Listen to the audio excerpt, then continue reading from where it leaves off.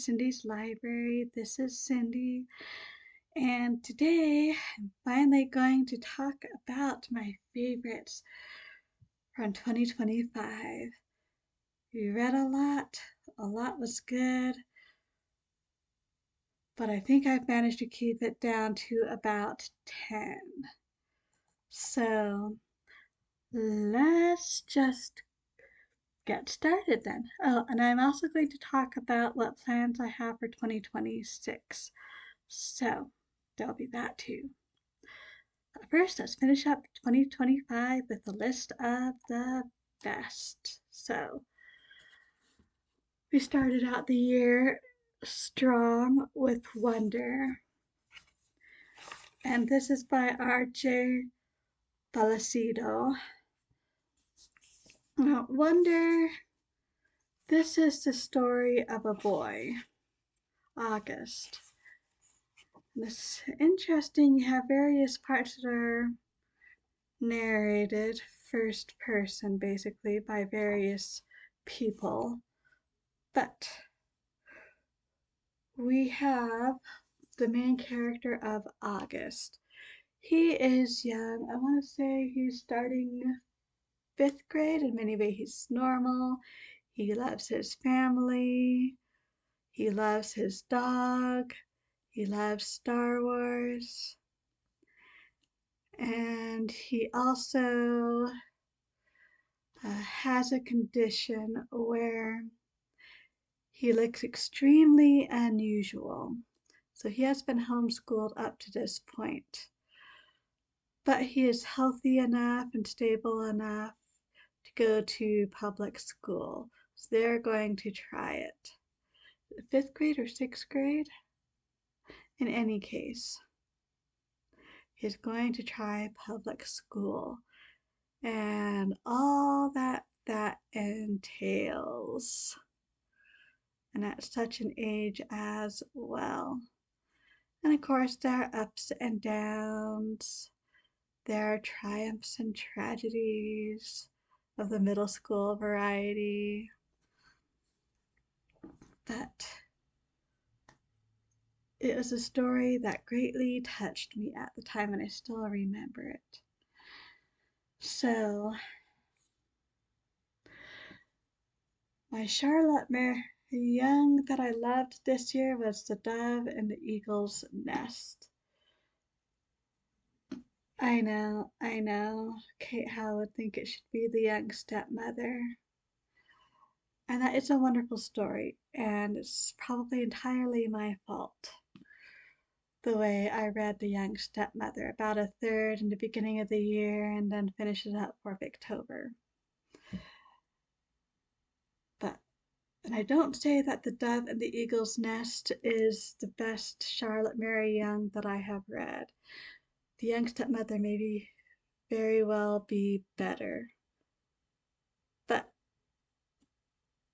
this kept me glued to it. It is the story. I forget her name. Christina, that is right. Christina has basically been raised by her aunt and uncle. Her father showed up in their town one day with a wife he had taken. He had been gone for years, very much a wanderer and a traveler. His wife shortly died thereafter, so he left his baby daughter to be raised by his uncle and aunt. Well, then Christina is about 16, and this is somewhere in Germany. Days of the Holy Roman Empire and such things. So, 1500s perhaps, before the Reformation, I can tell you that much. But when Christina is about 16, her father returns and wants her. And aunt and uncle technically have less right than he does, so they can't really say anything against it. He takes her to this outlaw's den high up in the craggy cliffs, Eagle's Nest, because the outlaw chief has a daughter who is very sick, and Christina is expected to help heal her or at least be a companion for her. And it's so different from everything she has ever known. These are such different people, and things go on from there. The next one, The White Ship, Conquest, Anarchy, and the Wrecking of Henry I's Dream, Charles Spencer. This was rather riveting as well as history. We start basically with the Norman conquest. Not the conquest itself per se. I'll get some mention, but not that many details. The important thing though is William the Conqueror. He conquers England. He has 4 sons.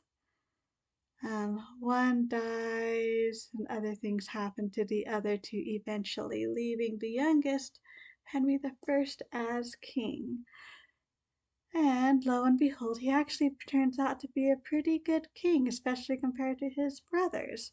So that is very well. He makes plans and alliances. He has an heir, so all is set for the future until the White Ship disaster, and everything is wrecked for Henry I, internationally, politically, personally. So we got a good half of this setting everything up, and the second half is basically the White Ship disaster and its aftermath.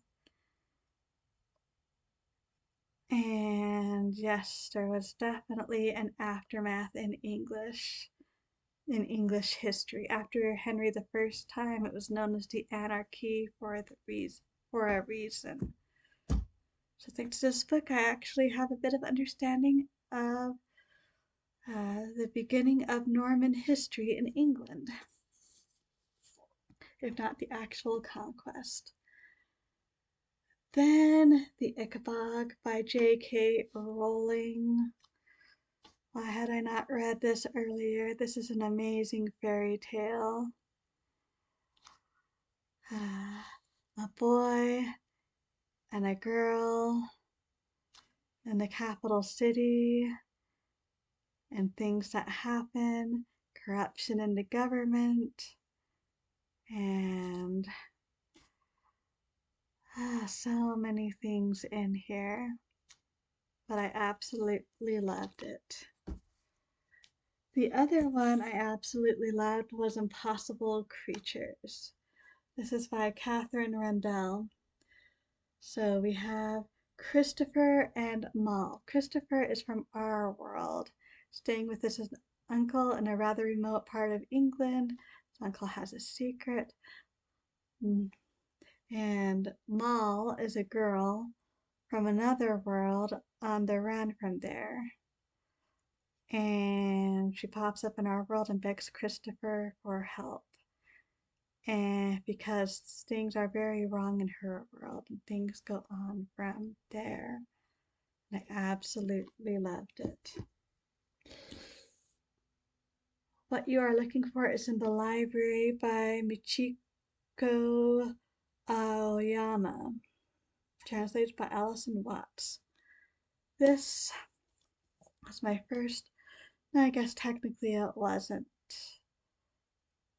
I have read The Cat Who Saved Books before, but this one, you have 5 stories of 5 different people, each facing problems or issues, and they go to the library and they manage to find exactly what they need somehow. The librarian, she's not actually magical, but she should be with how effective she is. And we end up seeing some crossover with all of them by the end. which is nice. Oh, 2025 was the year of Dante, the Divine Comedy, and yes, I read all of it.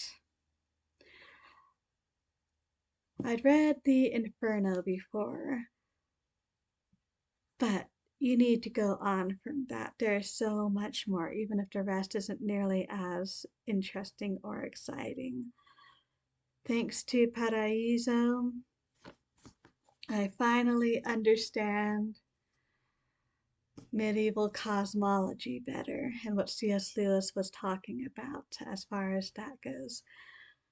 It's basically a trip from the mortal and literary Dante from uh, Inferno to Purgatorio to Paraiso. In the first two, he has the poet Virgil, who wrote the Aeneid, as his guide, and in the last one, we have Beatrice. It is amazing. So much I don't understand about it yet. I want to read it again sometime. Then I read David Mccullough's Brave Companions, Portraits in History. And as you can see, I put plenty of tabs in here. But what makes this interesting is these are basically articles, biographical sketches, articles about history that have been collected in here. And so some of David Mccullough's works, admittedly, can be pretty thick.